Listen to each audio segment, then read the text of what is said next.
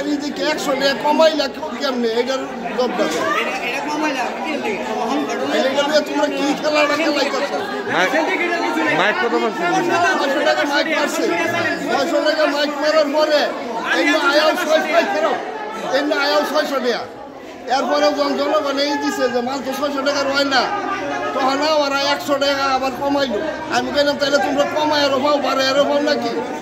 এটা কি একটা সিনেমিনি খেলা শুরু করছো